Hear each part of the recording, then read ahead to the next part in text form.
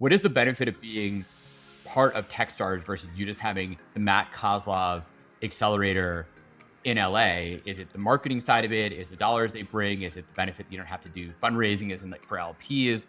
Why do that as an entrepreneur within sort of an internal entrepreneur running your own group and like the other Matt Kozlovs around the world? What are the benefits to that to all of you?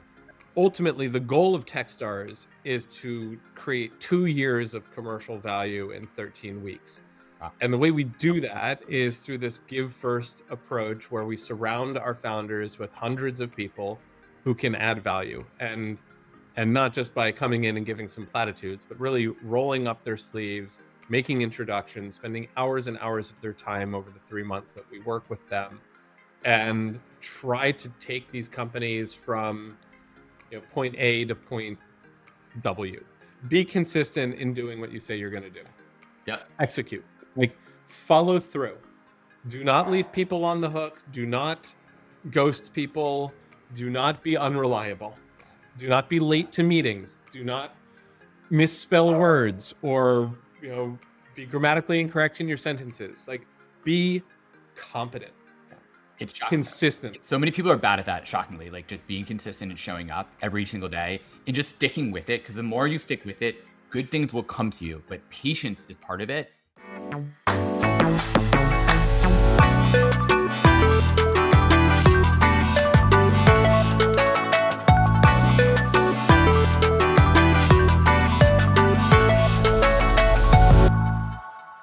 Welcome to the next episode of the Entrepreneurial Excellence podcast. It's great to have Matt Kozlov, the managing director of TechStars LA, with me today.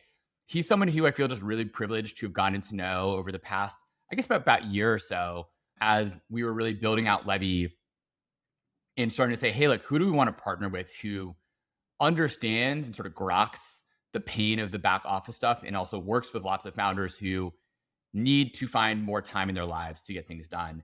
And Matt's been one of those people who, despite the million things on his plate, has found time to chat with me about what we're doing, why we're doing it, and how that is valuable for his portfolio to help really them accelerate. And as we've gotten to know each other more, it's been just a pleasure learning about how Matt is also thinking through building out the group of TechStars in LA, what that looks like, looking for founders, what does success look like, what does that mean? And those are some of the topics I'm just excited to have you on board with me today to dig into, Matt. So thank you so much for being here. Thanks for having me. Looking forward to our talk. Good. So I think maybe first off, like, it'd just be helpful for people to understand, like, how does TechStars work and why am I correct or maybe not correct in defining you almost as your own entrepreneur underneath this sort of bigger umbrella of TechStars? Yeah. So TechStars is at this point the most active pre-seed investor in the world.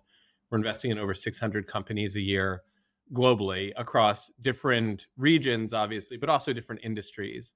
And I think the only way you can do that is by building out teams that have different regional communities and networks and expertises across different industries. TechStars first entered the LA market about 10 years ago, before I joined the firm, with a industry-focused program that we ran with Disney. I became a mentor for that program. A really good friend of mine and a mentor of mine named Cody Sims was the managing director of that program. And I loved the companies I was working with. I was learning a lot from mentoring them. I was super impressed at how quickly these companies were moving. And then when TechStars signed a partnership with Cedars-Sinai, one of the most innovative health systems in the country, to build out a healthcare-focused accelerator for TechStars here in LA, I was fortunate enough to receive the opportunity to run that program. But there are versions of me, and now I run our healthcare program that we run in partnership with Cedars-Sinai, UC Irvine, United Healthcare, and Point 32 Health. I run our LA program, which can invest in any company across any sector, but we focus on companies that would benefit from being plugged into the industries that LA has great strength in, and the mentors and executives and entrepreneurs in this city that want to support next generation of entrepreneurs. And I also run our TechStars Space Accelerator, which we run in partnership with the United States Space Force and NASA's Jet Propulsion Lab. But there are versions of Matt Kozlov in different regions across the world. And London, in Paris, in New York, in Boston, in the Bay Area. And each of them have their own industry focuses, whether it's fintech or agriculture tech or energy tech. And by leveraging each of our individual strengths and communities and backgrounds and passions, Techstars as a whole can invest in world-class founders and offer differentiated programs and services to founders everywhere in the world, depending on what they're looking for. So you can take a fintech company out of London and put them in the New York program, or we can take a B2B SaaS company out of Mauritius that we know particularly how to scale up and bring them to LA, or take a aerospace company and bring them to LA and benefit from all of the work that we do with JPL and Space Force and the local community here. But at scale, that means we're able to impact a lot of entrepreneurs around the world every year and create a lot of value. What's the then benefit if you think through it as sort of, well, one, I mean, I guess the community in this, I'm kind of just curious about the Techstars model in general, but that's not totally the focus of this. So I'll try not to keep it sort of short on that front. But like, what is the benefit of being part of Techstars versus you just having the Matt Kozlov accelerator in LA? Is it the marketing side of it? Is the dollars they bring? Is it the benefit that you don't have to do fundraising as in like for LPs? Why do that as an entrepreneur within sort of an internal entrepreneur running your own group and like the other Matt Kozlovs around the world? What are the benefits to that, to all of you? It's a great question. And you touched on a few. So I don't have to fundraise every 3 years. I can just focus on finding great companies, helping them build great businesses, and leave that to our capital formation team. I don't have to worry about legal or marketing or finance. Like all of the LP reports, they just get generated. All of the finance just gets dealt with. I'm in this great office in LA. I didn't have to negotiate the lease. Like all of these things around, frankly, the same type of operational challenges that I'm sure your clients and my founders don't want to deal with because they just want to do the work that they're really good at. I don't want to deal with that type of back office function either, because that's not something that is leverageable or differentiated. It's just busy work. The main benefit, I think, of running a Techstars program is we can tap into this global community. We have 4,000 startups that have gone through Techstars, and we have this unique philosophy called give first, which means give without expecting anything in return. And so everyone who's part of the Techstars community is giving first, whether it's a founder or a mentor or an executive or one of our corporate partners. They're giving, not that they won't ever get any value, but they're kind of paying it forward into this karmic energy bank. And there's a lot of stored energy and goodwill when you've got, I think Techstars has been around for 17 or 18 years, 4,000 startups.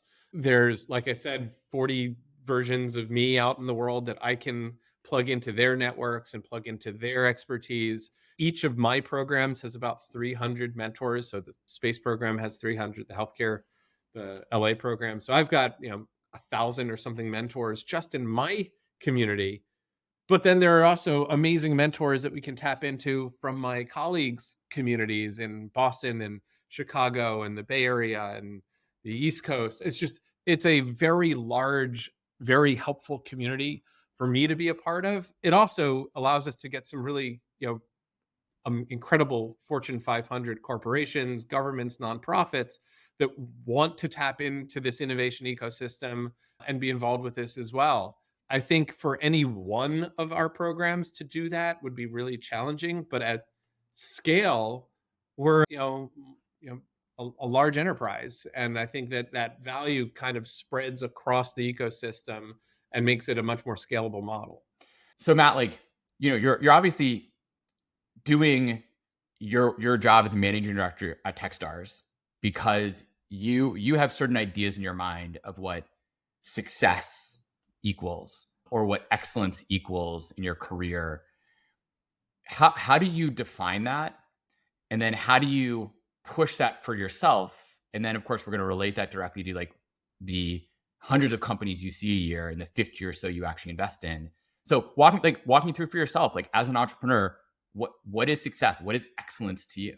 That's a really interesting question, and I'm going to have to break that apart probably into multiple answers. There's success for me. There's success for Techstars. There's success for my founders. And there's also success for our partners that we run these programs with.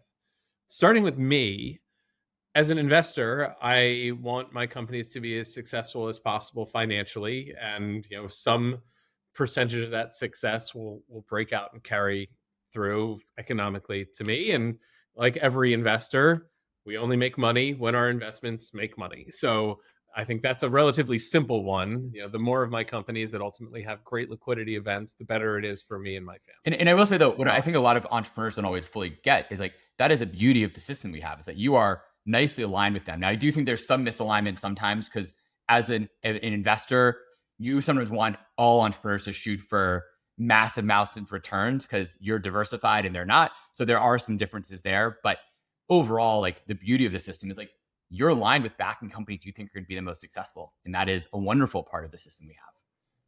That's exactly right. No, that alignment carries through to TechStars as well. Like, if our investments are successful, TechStars will be successful. So I think that one's fairly straightforward. For my founders, ultimately the goal of TechStars is to create 2 years of commercial value in 13 weeks. Wow. And the way we do that is through this give first approach, where we surround our founders with hundreds of people who can add value, and not just by coming in and giving some platitudes, but really rolling up their sleeves, making introductions, spending hours and hours of their time over the 3 months that we work with them, and try to take these companies from point A to point W. I don't know if that's the right analogy, but we're not about putting one foot in front of the other. We want to take a company that has solid trajectory and then put them on an entirely different trajectory. So it's not uncommon for a company to come in with 20 to 30K of monthly revenue and then to exit our program with 150 to 200K of monthly revenue. Amazing. Not uncommon for companies to close 7-figure commercial contracts with customers that we put them in touch with. We had one company close a $30 million contract in our program. And then obviously, coming out on the other end of our program, some of them are going to be looking to leverage that traction to raise capital. Of course. Some of them might not need to raise capital, and we're not going to push that agenda. But if they do want to raise capital, assuming they're ready to do so, we'll be an ally for them, and make tons and tons of connections to them and help them get their round done.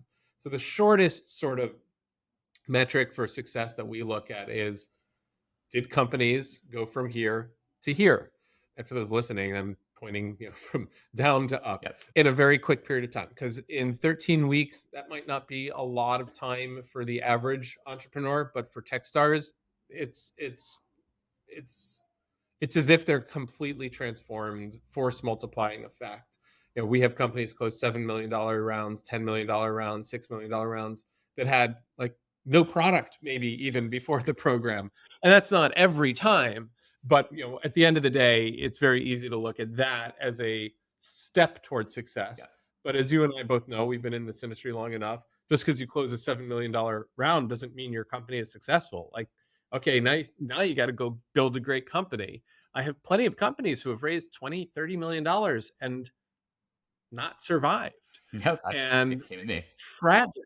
Yeah. And it's happening more and more now, I think, than I've ever experienced in venture.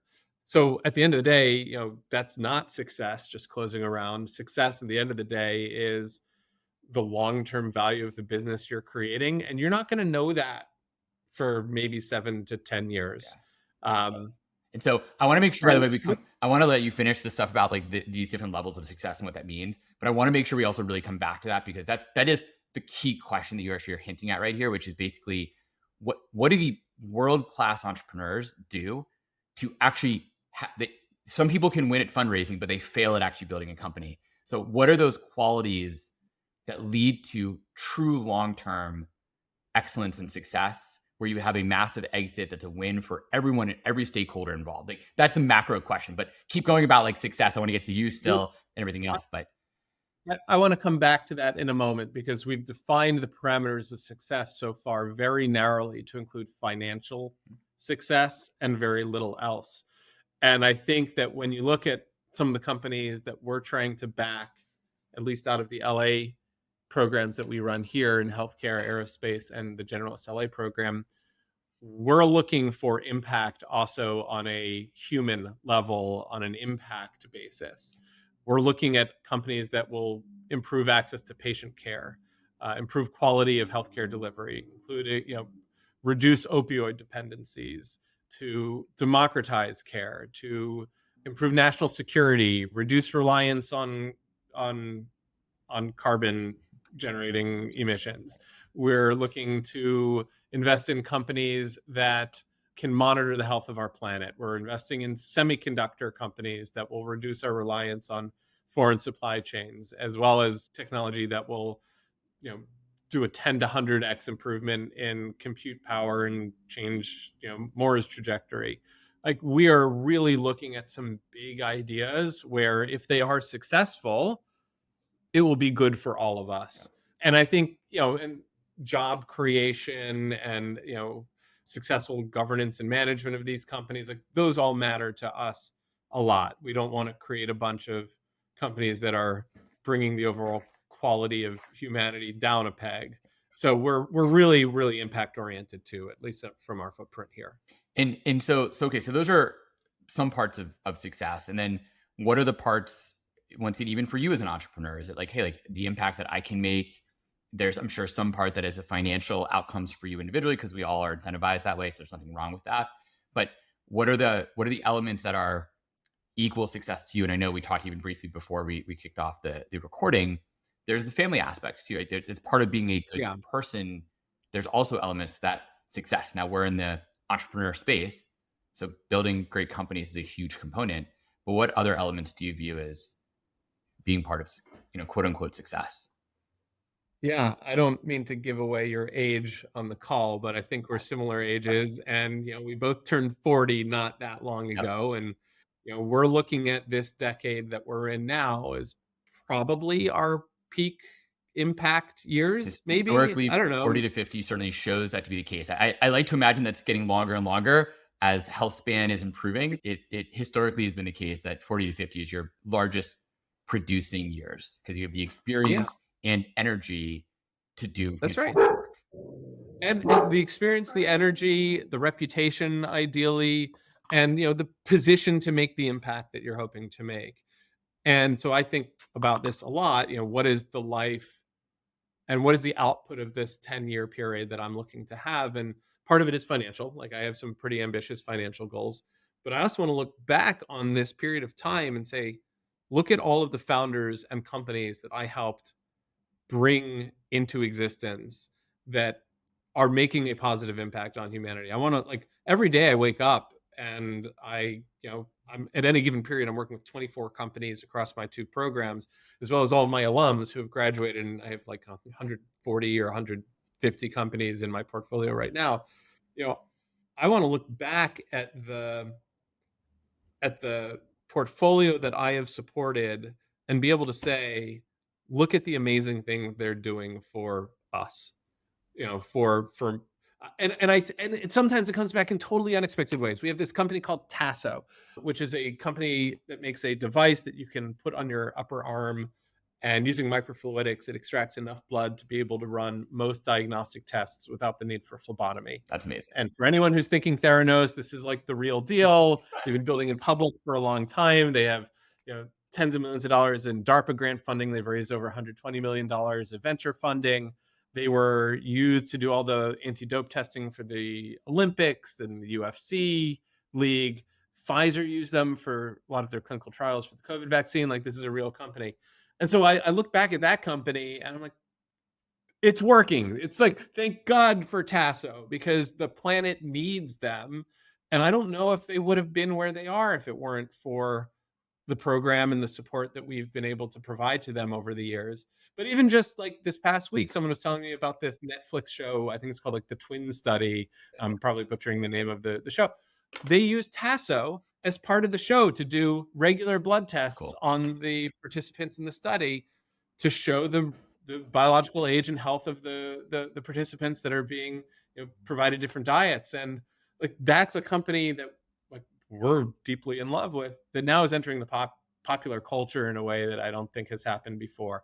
But I want like hundreds of those types of case studies.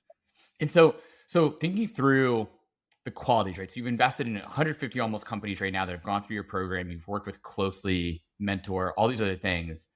And of course, you're investing, I think you said, in about 50 a year, new ones, you're adding to that list. What are the qualities, experiences, you name it, that you identify as being like, these are signs that a person has a greater chance at success, or at least they're teachable? And maybe if it's teachable, then what would you teach people to say, I can teach you these things that you need to get good at to get to that next level? That's the ultimate question, Yep. right? For pre-seed investors, because you're not investing in technologies, you're not investing in markets, you're not investing in products, you're investing in people. At the pre-seed, let's not fool ourselves. The only thing that matters is the people. We say this all the time, that an A+ team can elevate a C- product into a very successful business. The inverse is not true. So what makes for a great person, and how do we identify that? And it's not just looking at their credentials, where they worked, where they went to school. Well, that's somewhat part of it. I think there are signals of bias that come with having worked at a really great company and achieved great things there, or gone to a really great school. But at the end of the day, what we're testing for, what I'm testing for, is unrelenting obsession with the problem they're solving for their customer. And I explicitly don't say like deep expertise in the market. I don't say deep expertise or passion for the product that they're building or the solution that they're developing, because that isn't as important at the end of the day as the problem that they're solving. So ideally, they've lived that problem, or someone very dear to them has lived that problem. They know the problem. They know the other people having that problem. They have a unique insight about what solution all these people who are having this problem need. And then they set about building it. And sometimes that means that they're not a technical co-founder or CEO and need to go find someone to help them go build the thing that they need to bring into existence. And so that brings me to part two, which is, do you have the means to produce the thing that you need to build? And in order to do that, you have to be convincing and inspiring and get people to work with you for free, because unless you're really successful and going to bankroll this yourself or have like next to no cost base, like you're going to be making sacrifice, and you're going to be asking other people to make sacrifice until you raise a little bit more money. And so you have to be able to convince other people that this is a big problem and a big opportunity that you're going to be able to solve. And so often I'm looking for founders just as a starting point, baseline. Do you have conviction? Do you have experience in the problem you're solving? And have you brought people along with you who can help you build what you're ultimately going to need to tackle this market? So that's sort of like table stakes. And I actually do a lot of testing to make sure that they're really obsessed with the I was problem, going to ask, because how do you determine if that's the case, or someone's just good at telling you a story and a pitch? sometimes you just know, right? The life experience they've lived, their family's history, their own history, like especially in healthcare, if they're a cancer survivor and they're building a company to help other cancer patients navigate the care journey, like this is personal for them. When they run out of money, or if they run out of money, that's not going to stop them. Yeah. And if they have a team full of people who are also cancer survivors or family members of cancer survivors, like there's nothing that's going to stop them. If they're that level committed and have that level of conviction. But that can be equally true in the aerospace sector. If they worked at Boeing for 10 years or 5 years, or even university students who are just completely obsessed with a particular problem area that they've been looking at every which way and are obsessed with, and they've done the customer discovery and they know the problem, they know what they need to build. Like they can be as obsessed about that problem too. It doesn't need to be something as personal and dramatic as surviving cancer. We see ex-accountants starting businesses that are designed to fix something that's deeply wrong in the accounting industry. We have people who used to run retail stores who were just so frustrated with a particular problem that they faced as retailers that they need to go out and solve it so that every other retailer is going to have a better experience. That obsession with the problem from lived experience can really truly exist across almost any sector you can imagine. So we are really testing for conviction that when things do go bad, nothing's going to stop them. And you can never fully predict that, but when you meet someone with grit and charisma and passion and a personal conviction and a personal tie to the problem they're solving, that's when we really perk up and pay attention. And it could be a 2-week-old company, and we'll take it seriously. But so even then, right? So I mean, I buy that sort of that grit and passion for that problem thesis. But even then, 9 out of 10 of your investments probably fail. Maybe you have a better hit rate than others, but generally speaking, right, in venture, 9 out of 10 fail. So it may be one thing to get that first tranche of investment and that Yeah.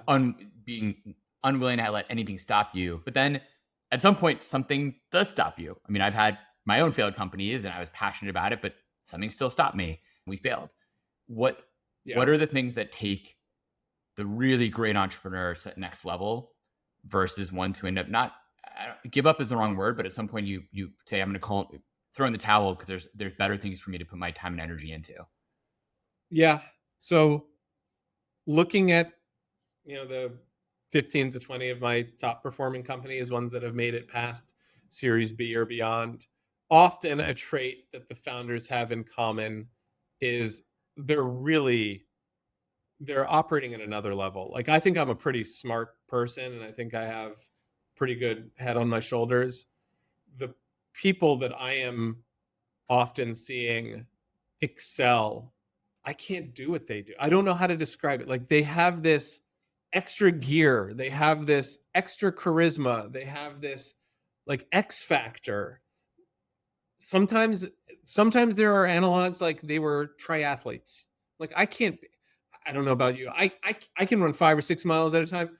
I can't run 26 and enjoy it and then run and then swim and then bike. Like, I am seeing, like, there's like, or another one, actually same guy, was a triathlete and a professional classical guitar player and a former Google product manager.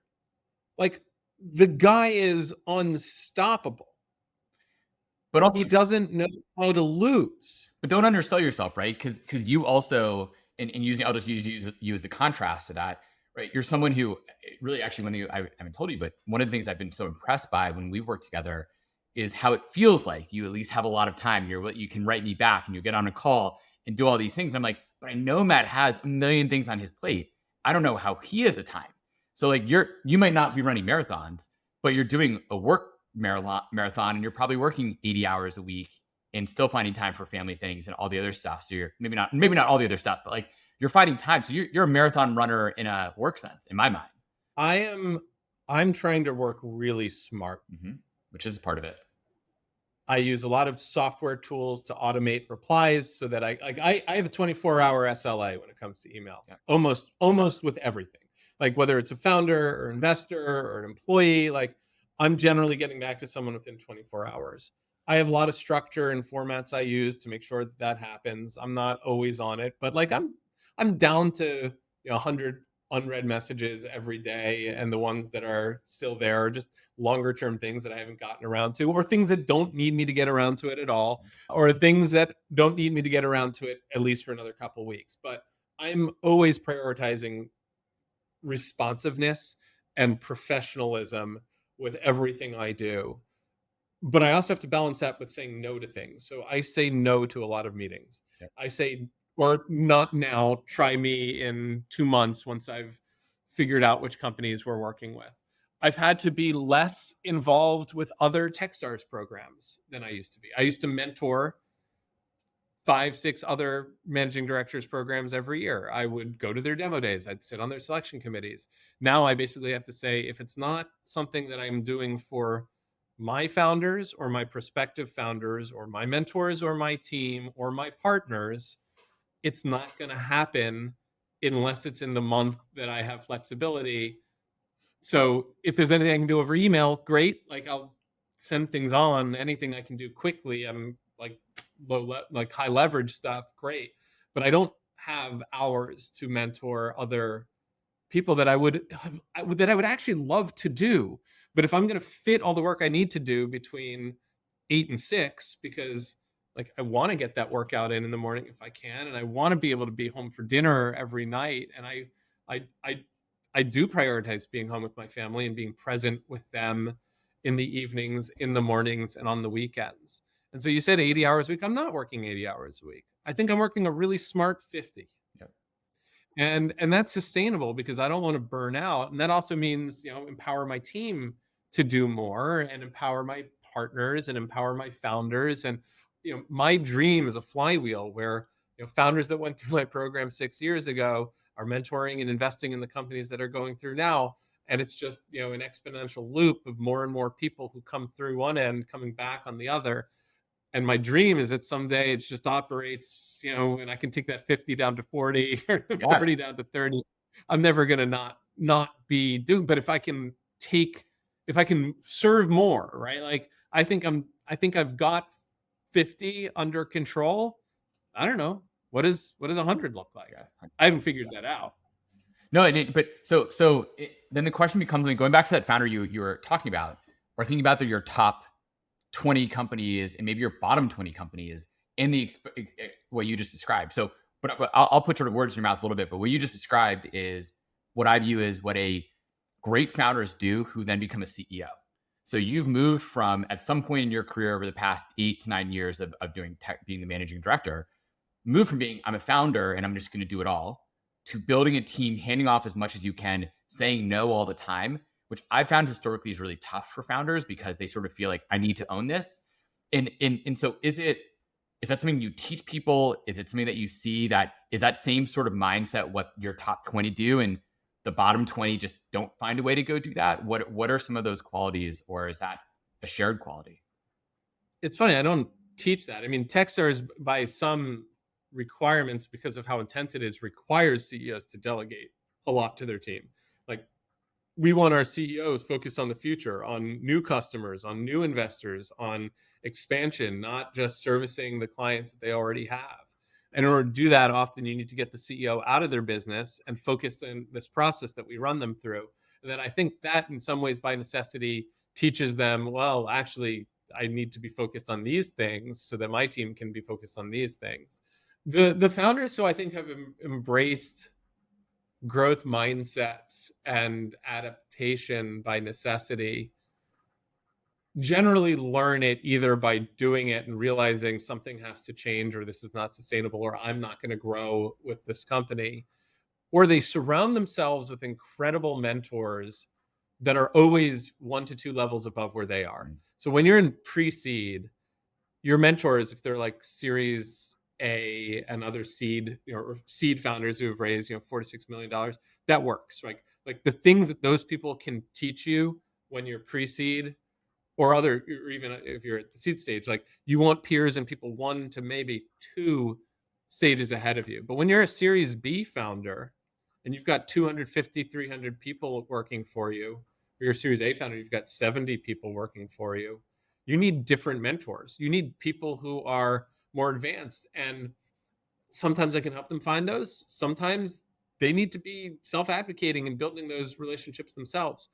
There are great organizations like YPO that are there to help. Ideally, the TechStars companies in their own cohort have matured with them, and that happens a lot. We see companies in my first healthcare program. We have 4 or 5 companies that are worth 100 million or more now. So those CEOs still work together very closely.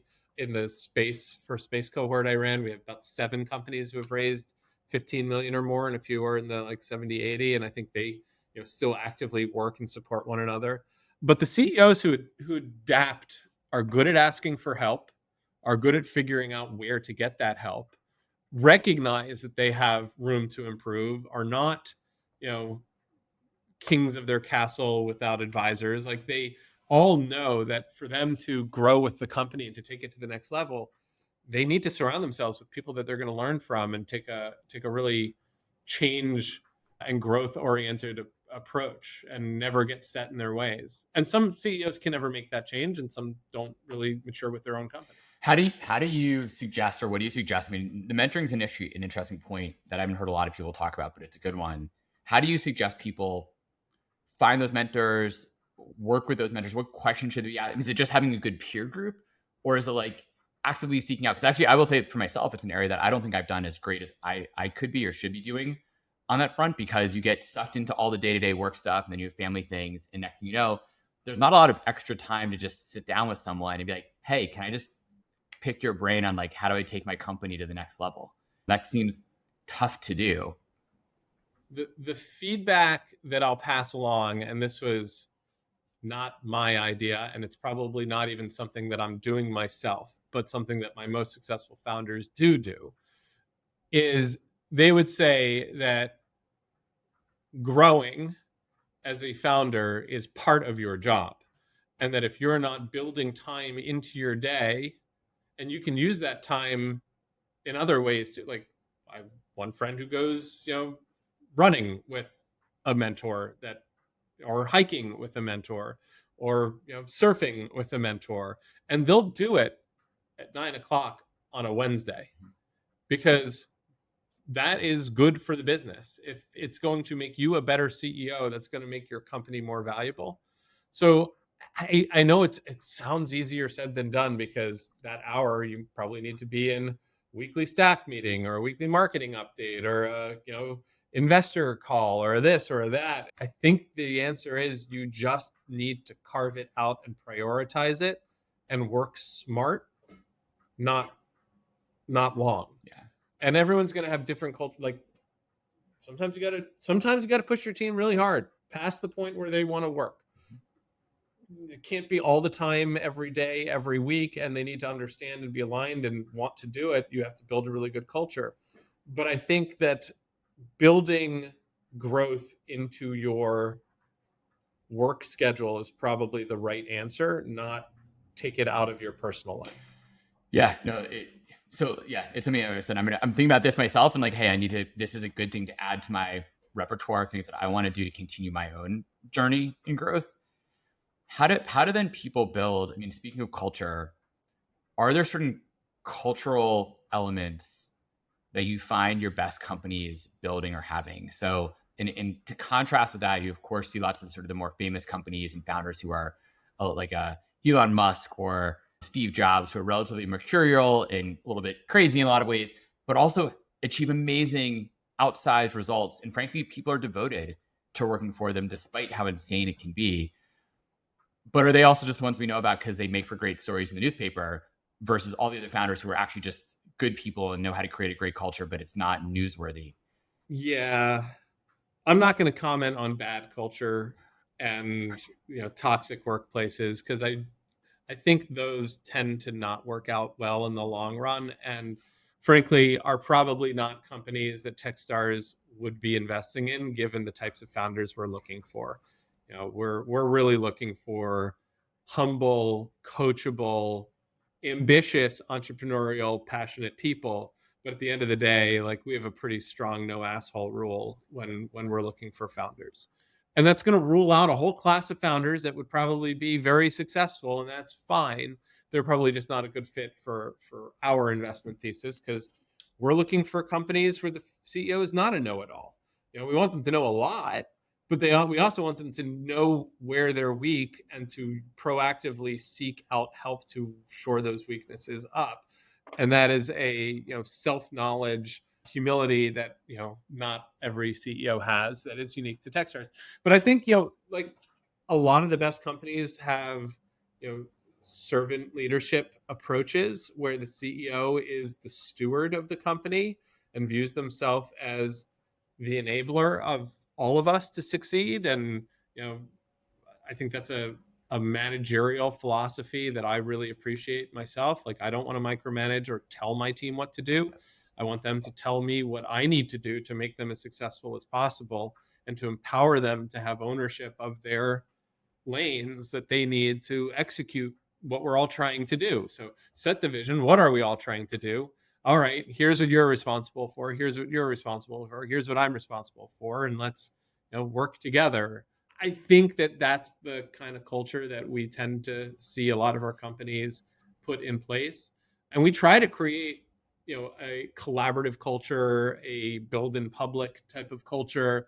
a culture where you're good at asking for help, showing gratitude, being aware of the contributions of your colleagues, your team, yourself, being really objective defined. So every week we have our founders do an objective and a key result Mm. that they are fixated on for the next week, and report out in public as to whether they hit that, ask for help to help them hit that, and to create, a really an environment that we think then can probably help them scale to the first 40 to 50 employees. Yeah. And the Techstars culture that we try to imbue into the founders in this program, I think it works pretty well for the first few years. And I'd say our best companies take some bits and pieces of the Techstars culture that we're trying to inspire in them, and then puts their own spin on it. But I don't think you can add a what is our culture type of answer 5 years into a company's existence. You have to be mindful of it from day one. And so going back then to the founder you mentioned, who was sort of this guy who succeeds at everything, right? Is that also, if you think through your other really successful founders, is that a shared sort of trait? And I use this, kind of contrast this question with the fact that almost everybody who makes it probably in front of you is someone who believes they are a really successful person and already has the level of guts, in a sense, to say, I'm passionate enough and have the guts to go say, I can go build a startup, which is a scary, really difficult thing. What really separates the top tier from others? And when in a sense do you get it wrong? Because of course there's not everyone can be in your top 10% of successful companies, but you're still making those investments. Not saying you're going to be a B or C company. You're expecting everyone to be a top tier success, I would assume, at least. I bring everyone in with the assumption that they're going to be a success, and I'm right on some, and I'm definitely wrong on some, and I think that's just how the game works. I actually, going back, like, I'm not sure that my assessment of the guy wins every time he doesn't know how to lose is accurate, because I actually think that's not the answer. Mm. The answer is, when my best founders make mistakes or lose, they reframe it very quickly as a learning opportunity and adapt and don't make the same mistake again. Yeah. Or and like in that, even with that first example, he's had to let go a lot of his executive team multiple times as the company has grown. And he's learned a lot about who he needs by his side at different points in the company. And he's a better hiring, manager, CEO as a result. He made mistakes. He learned from them. He got better at it. And it's that pace of learning cycle that matters. I made an offer to a company to join this cycle, and they made so many mistakes with their business. And that's actually, but they're still alive. And that's partly why I made them an offer. I was like, you've made so many mistakes in such a short period of time, but you're still alive. I'm betting on you that you're going to continue to make these mistakes, but get stronger every single time. Yeah. And, some of my best founders are very young. They're not necessarily, some of them have never even had work experience. And I know there are a lot of venture funds that love investing in 20-year-olds and college dropouts. And there's something bold and fresh and naive about some of them. But when you meet some of these really young, exceptional founders, and a lot of the ones that we're looking at are building like deep tech things that you're like, how do you at 20 have a chance of building a nuclear power system? Totally. But when they talk to you about exactly how they're going to do it, they're not dreaming. Yeah. They're being extraordinarily rational, and they're extremely convincing. And when you meet someone with that amount of youth and that amount of spirit and that amount of poise, it's hard not to take them seriously. And if you give them the resources, they're not bogged down by 40 years of people telling them that could never be done. Yeah. They're inspired by, it hasn't been done yet, I'm going to be the first. And that sometimes that can backfire. You can get these youthful entrepreneurs who don't necessarily use their investors' money wisely. But we've invested in quite a few companies that are just run by complete dreamers who are making their dreams real. And I don't know how to describe it. When you meet some of these people, they're just impressive. Like, it's way smarter than we were when we were that age. And at least at our stage, we're not investing $10 million on 20-year-olds on day one. We're putting $120,000 bets and investing our time and our resources to make them successful. So it's not a hugely capital intensive, risky bet when we meet some of these really inspiring young leaders. In defense of the over 40 crowd here for both of us too, I do believe that the stats actually show that, generally speaking, actually over 40 in the experience does lead to overall better venture outcomes. Now, not always. I think the stats also show that the really, really outsized returns come from the crazy bets where you don't have 20, 30 years of people saying this isn't possible, where you just say, I think it can be done, and I'm thinking about it so fresh that I build something that is revolutionary, which will lead to these massive outsized returns.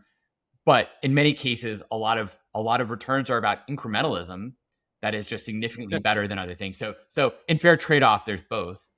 And on that note, then, I mean, so for a lot of those young folks, but also even founders that you have, once again, the older founders too, it might be the first company they founded. And so what are those skill sets, or like, what are the things you're looking for? Is it a level of maturity? Is it resilience? Is it, when we talk about passion and grit? Are there other skill sets that you want people to learn, or the things you recommend they read about to do this job well? I think one of the most important things that didn't come up just there is frugality, or appropriate levels of frugality. And especially when we're talking about slightly older founders and young founders who, they get $1 million in funding and then they immediately start burning 80 to 100K a month. And, then you're looking 6 months later and they've only got 6 months of burn left. They don't have the traction to show for it. And so I think it's really important to know that it's not your money, that you have to be extremely disciplined. You have to know what milestones you need to hit by when, and to be able to turn the dial down. I have a founder who's got 100K left in the bank, and at the current rate, he'll burn it through in 3 months. Like, dude, you're not going to close your round in 3 months, not with the traction you have right now. You've got to make some really hard decisions. And, we'll see if he takes my advice, but it's tough to cut your salary down to nothing after you've raised some money. It's tough to fire people that you think you really need, but actually you just really want. And so I think, and for older founders who maybe have, mortgages and tuitions, it's really hard to be frugal in the way that you need to be successful in today's, funding landscape. So you're hitting on actually a really big pet peeve of mine, though. And so a question for you along those lines, which is, what is the right? So it's easy to say, and I think a lot of founders sometimes take it too far on frugality, where they say, I'm going to either do everything myself because I'm not going to hire all these people, or there is a trade. Maybe it's said differently. There's a trade-off between money and time. And for a founder, in many cases, the reason you get venture dollars is because that will accelerate you're supposed to grow fast, and you're supposed to move quickly and get your ideas into market and prove that there's something there. And I come across founders who at the same time say, oh, I got all this money and I'm going to be such a good steward of this money. I essentially want to leave it all in my bank account and try to never touch it. Yeah. And that's also a negative signal, because they will then, they also won't grow. So what is the right trade-off between those two things? I mean, I wish I could tell you it's 6, right? Like, I don't have the number. Give me the answer here. No, there's a range. Listen, on the deep tech side of things, where you're going to have regulatory hurdles, you're going to have long government sales cycles, you're going to have unexpected engineering debt. Like, I would say always lean towards the frugal side of things, because, spend money on the things you need to win the contracts that you're going after, but no more. Yeah. On a B2B SaaS company where you have to invest in sales and marketing in order to get customers, then really be monitoring the results of that spend. And if the people you're hiring, if the strategy you're implementing is not working, if your CAC to LTV is not making sense, stop. Don't keep doing it. Yep. And we actually, it's funny, for Levy, we think through that on a regular basis. And like, hey, like, what's working? What is our return on investment on almost everything? We're not perfect by any means, but we're thinking through it pretty regularly. And then, and still though, once again, like, is there how should a founder, and it's sort of related to this, like how should a founder think about where they invest that time? Is it, do you look, you have, I would say, sort of buckets for a founder of where, and same thing, by the way, goes for you in Techstars, right? It's sort of like, okay, there's marketing budget time wise, there's a marketing place you can spend your time, there's a sales area you can spend your time, product building you can spend your time, hiring and recruiting, culture building, maybe those sort of five, and maybe I'm missing one or two or something. Fundraising, when you have to go do your fundraise and stop other things. Where and how should founders over the course of a given year or the life cycle of their company be thinking, where do I put my focus to achieve the highest level of entrepreneurial excellence? At the pre-seed and seed stage, and I think it probably starts diminishing as you get past that. If I were to roughly split it out, I'd be like 75% customer discovery. Like always talking to customers, like every day, most of the day, whether that's part of discovery or sales or implementation. Like if you're not deeply understanding your customers' problems with and without your product, then you're probably not close enough to your product to be able to say whether you're doing it right. As you start having a bigger and bigger team, it's probably 50, then 25%. You'll be spending a lot of time on recruiting and people management, on culture building, strategy, board management. Like there's all sorts of other stakeholders that you've got to manage at that point. A unreasonable amount on customer development. And if you're a technical founder, you're probably spending a lot of time on the technology too. And ultimately you want to be getting out of that business. But, in the beginning stages, you're probably spending a fair amount of time coding or in the lab or doing whatever you need to actually build the thing for your customer. In how important is it to be kind of good at recruiting, hiring well, training people well as you grow? I assume that's kind of a critical part to the companies you've seen who have had the most success, but maybe not as always. Like maybe they're just founders who are just so brilliant that it doesn't matter. I don't know if I've ever seen a company be extremely successful with a mediocre management team. Like it's, you hear a level attracts A level, B attracts B, C attracts C. Now, at the same time, any CEO who's blaming his team for failure is completely missing the point. And I've seen cases where the CEO says, well, it wasn't successful because I wasn't able to get, A level talent, and that trickled down. Like, look in the mirror, asshole. Like that is your job. but really, the best founders, the best CEOs are taking a hard look at their executive leadership team at every stage along the way and asking the hard questions of, is this the person that we need right now? Or do we need somebody who's going to up level us? And sometimes that means you need to be really, really generous in order to get the talent you need. And the appropriate level of thinking is, I'd rather have a smaller percentage of a much bigger pie at every step along the way than try to maximize the ownership I have of this pie. Absolutely. I actually tell a lot of founders that I'm like, look, be overly generous, especially with equity, maybe cash, but certainly equity, because it will be game changing for you and the team members if you can achieve the things that you expect to achieve. Are there heuristics you use to identify great talent, certainly for your leadership team or just in general, where you're like, hey, like I know. So I'm sure most of the founders you would go talk to today, especially if they're pitching you, are going to say, I have an amazing team. Everyone's fantastic. We're all the best, et cetera, et cetera. Realistically, though, that's not always the case. So how does a founder admit to themselves, maybe my team isn't as good as it needs to be upgraded, or we can be closer to A level? What does that look like? Or how do you think through it?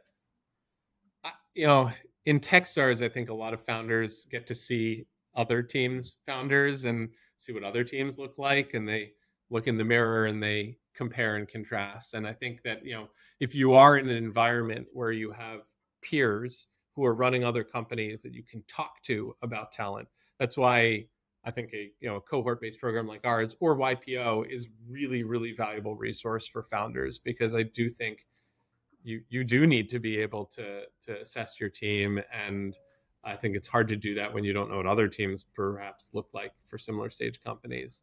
I don't have any like crystal clear rubric or performance management framework that like gives a standardized answer as to like, is your team good or not, other than be crystal clear with the objectives that you have for your company on a regular basis and milestones that are expected to be met.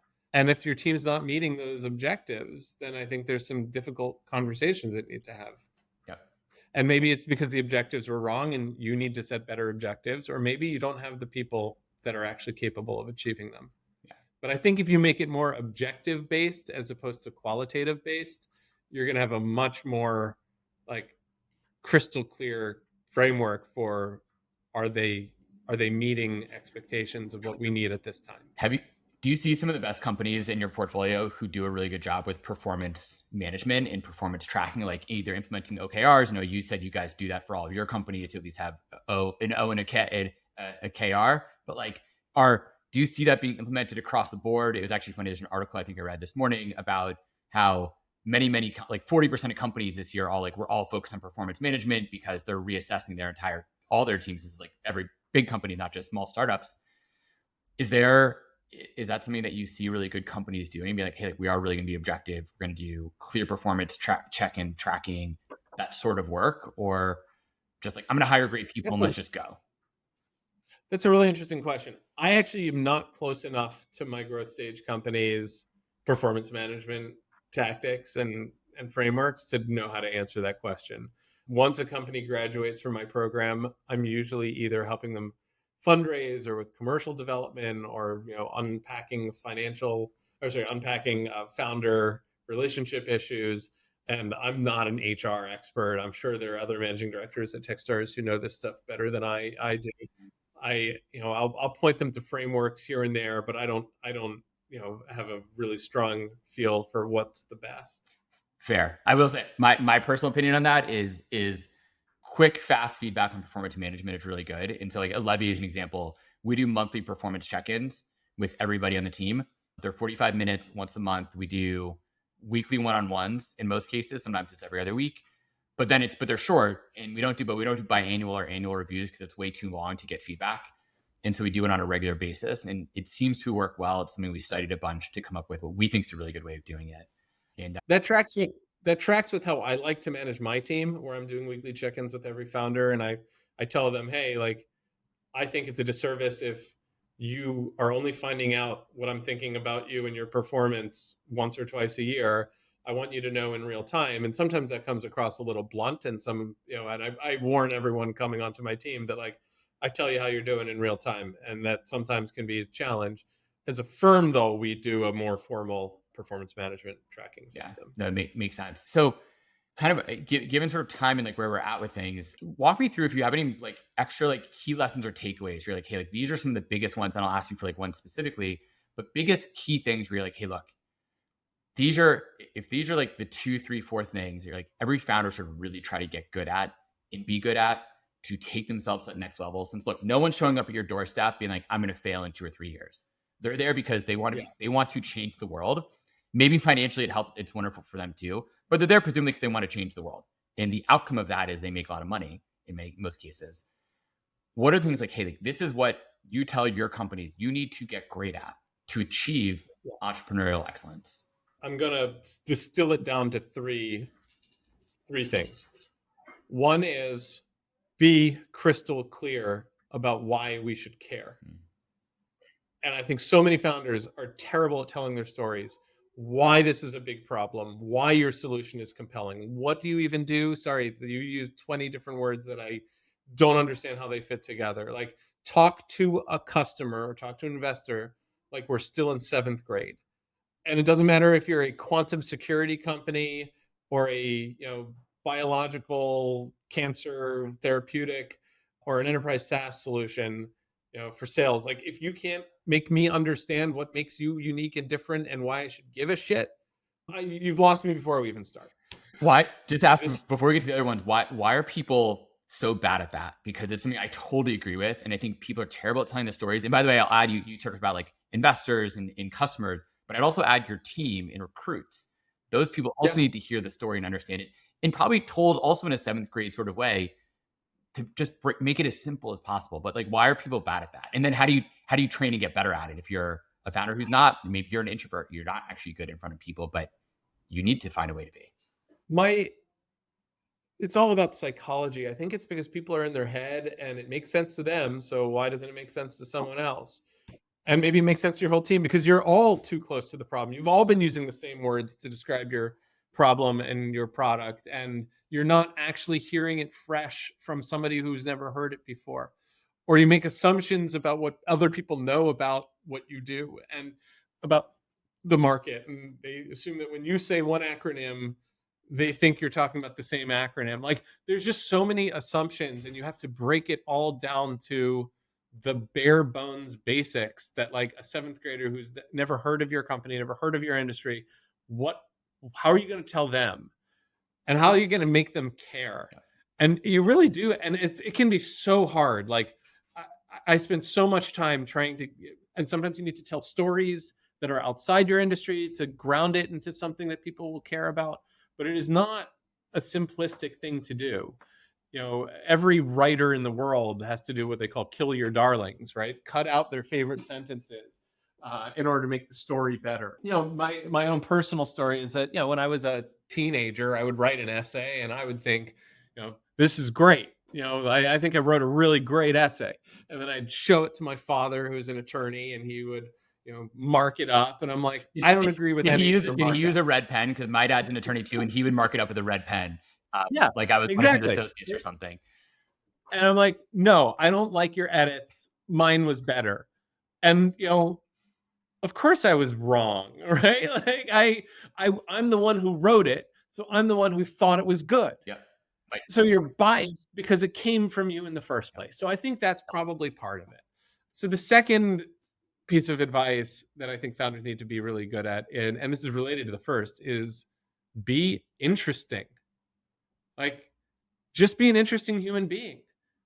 Show up with energy, charisma, and like a human personality.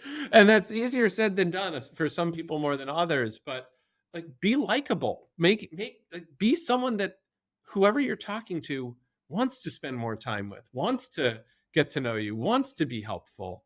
Like, have a perspective on things. Be compassionate. Be someone people like.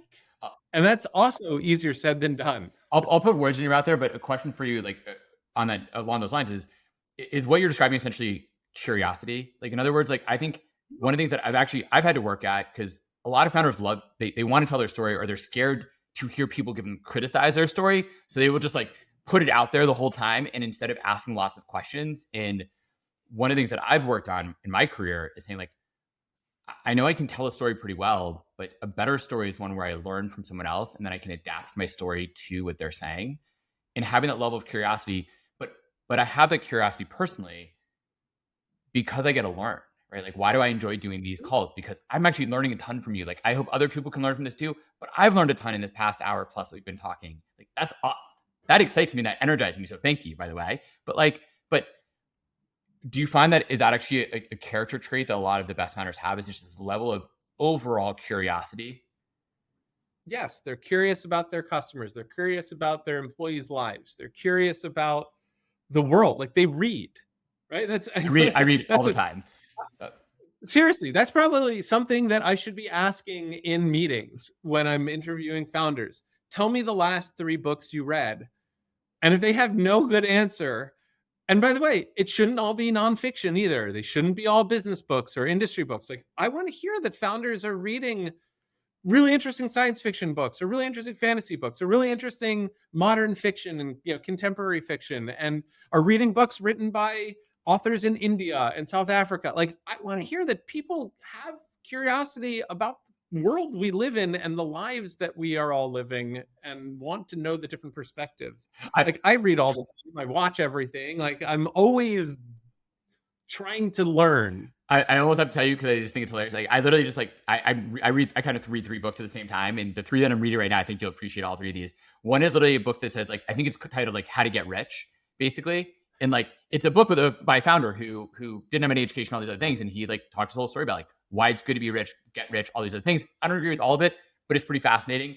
I'm then reading for the first time ever, which is kind of funny because I was a minor in philosophy, Marcus Aurelius's Meditations, and then also reading a book about the Spartan 300, and they fought the Persians, and I forget the name of the book, but about that. And it's sort of, those are the three that I'm in the, oh, actually, sorry, there's also a fourth about Buy Back Your Time by Dan Martell, which I'm also reading. And I kind of go through, so I'm like, it's actually funny, I don't always remember the names, but I remember all of them right now. And I'm like, but those switch up for me all the time. And like, I'm always, so those are all in different areas, and not to say like I'm a perfect entrepreneur by a million miles, but like, yes, always reading. And I read tech news every day. And like, I love doing that stuff for me.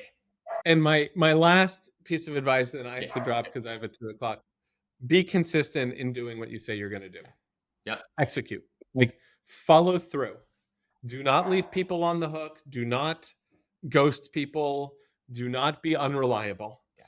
Do not be late to meetings. Do not misspell words or, be grammatically incorrect in your sentences. Like, be competent. It's shocking. Consistent. So many people are bad at that, shockingly, like just being consistent and showing up every single day and just sticking with it. Because the more you stick with it, good things will come to you. But patience is part of it, and that's a challenge. So given time, Matt, how can people find you? How can they get in touch if they want to learn more, apply to TechStars LA and be part of your accelerator? Where do they find you? Yeah, find me on LinkedIn, Matt Kozlov. Pretty easy to find, Kozlov. You can email me, matt.kozlov@techstars.com. We'll try to do a 24-hour SLA, assuming that I'm around, and apply to TechStars. Go Google TechStars Los Angeles, go to techstars.com. We are accepting applications most of the year. We run our programs in the spring, so March through June, and then in the fall, September through December, and we'll be opening up applications for our fall cohort in March. So we're gearing up to select another class, and we're about to run a class as well in about 4 weeks. Amazing. Matt, thank you so much for the time. I appreciate it. I learned a lot. So thank you.